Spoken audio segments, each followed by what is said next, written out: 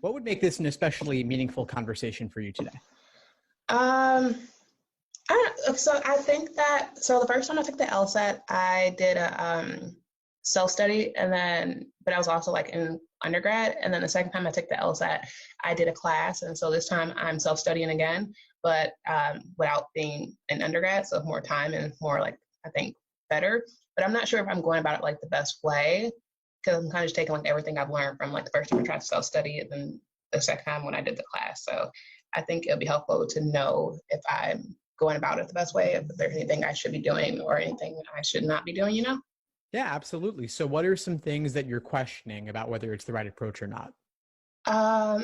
So I know they say that you're supposed to do it under, like take practice tests under the same conditions and everything. And so I'm doing really good. And so my practice test that I use is the book one. I kind of have this here actually.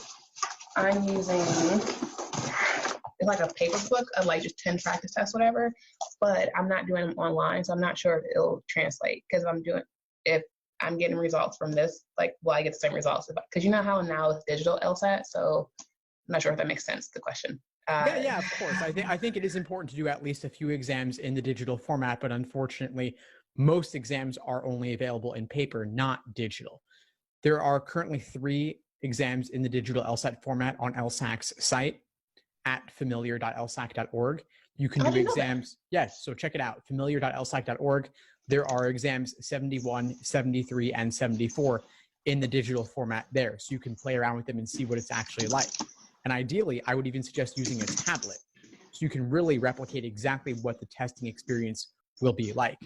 As for the others, you could do them on paper and then do all your work on scratch paper to the side.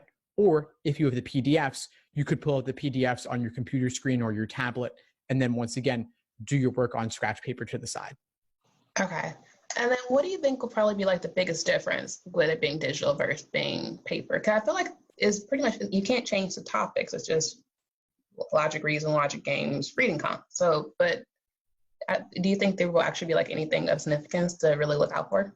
Yeah, there are a couple of things. And you're right that the content of the exam has not changed at all, but the way in which it's delivered is a little bit different. 2 big differences are, first off, on digital, you can only see one question at a time. Okay. So that's you probably can't a good thing though, right? Yes and no. I mean, I think that for logical reasoning, it could be useful to help you focus.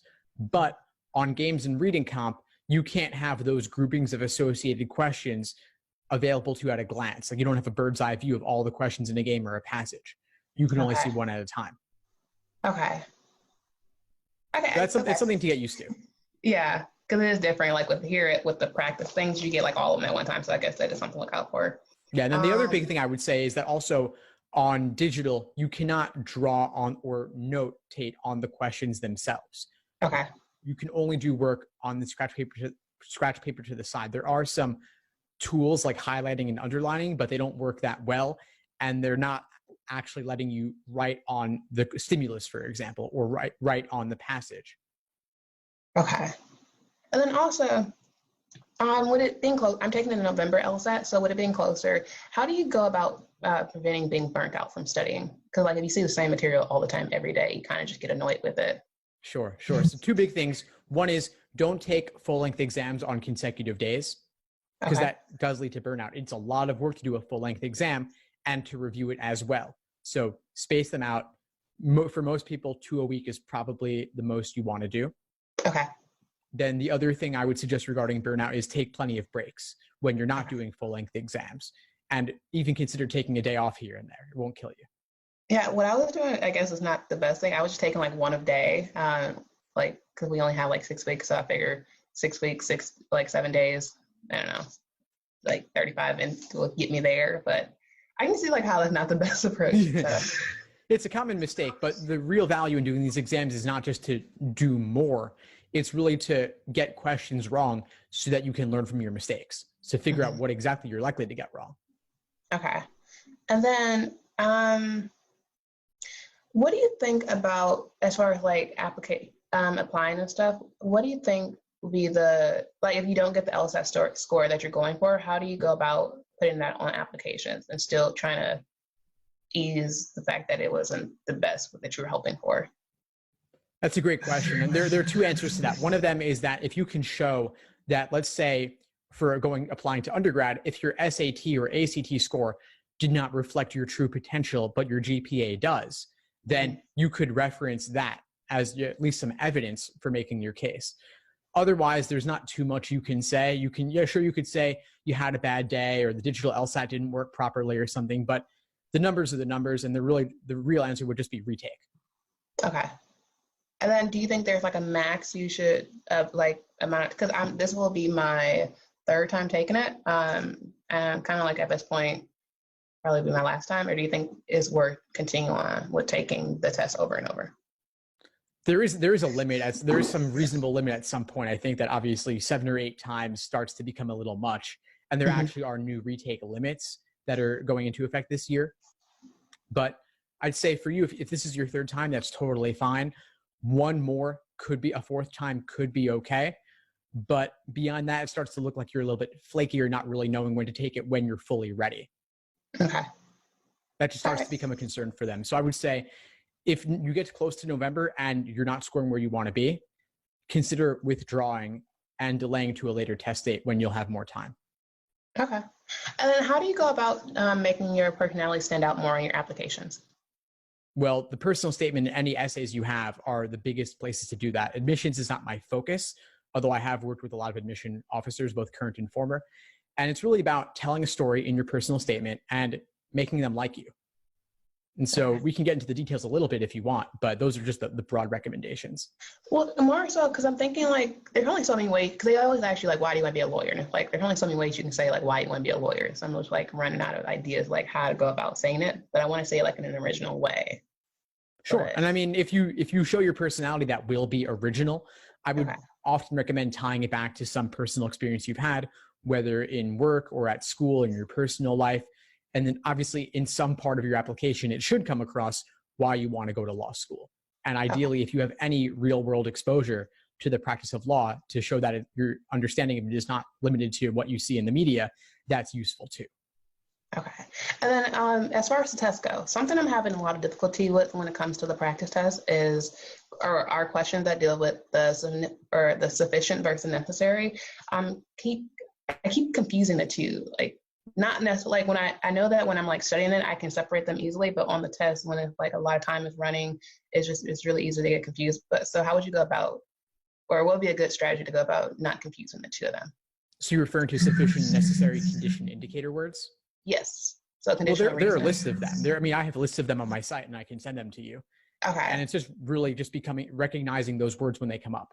So like when and whenever would be sufficient and. Well, mine is I keep confusing the necessary for the sufficient, or like how you don't always need the sufficient for the necessary, or I don't know. I guess it is more like, because I'm doing good with everything else except for like those two, because I'm always like, I don't know what's going on with those two. Yeah, sure. I'd refer you to my articles and videos where I cover this. It's more than we can get into right now, but it is worth slowing down and taking the time to learn this, because this comes up on all sections of the exam, in particular logical reasoning, but also on games as well. Okay. And then what about separating the conclusion from the sub-conclusion from the main conclusion? Any tips for that?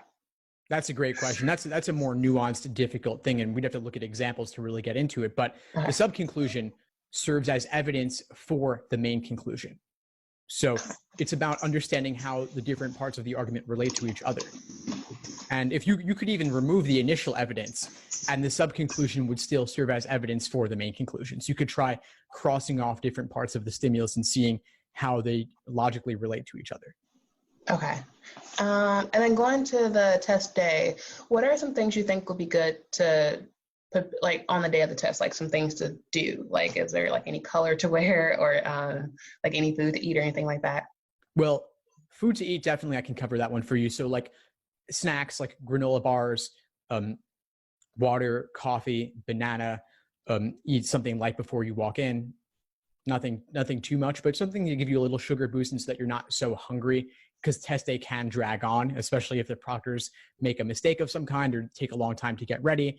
Then while you should be there for only about 3 hours, in some cases it does become more like 4 to 6 hours if there is some sort of error on their part. And we don't want there to be an error, and there most likely won't be, but you also want to go in with the expectation that there could be.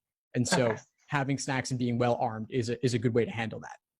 As for things like what color to wear, it's really about what's personally meaningful to you. And so if you have certain associations or like a lucky charm or something, or like your keychain, you want to bring, that's fine. The key is that, of course, they want it all to fit inside that gallon-sized Ziploc bag. Yeah. And then what do you think would be a good way to go about making sure that you are, like, for the timing, they say if you're running out of time for a reading comp to just skip one of the passages, and then I know you're supposed to go with the passage that has most questions, like always do that one, but is there another way to go about picking which passage not to do if you're running out of time?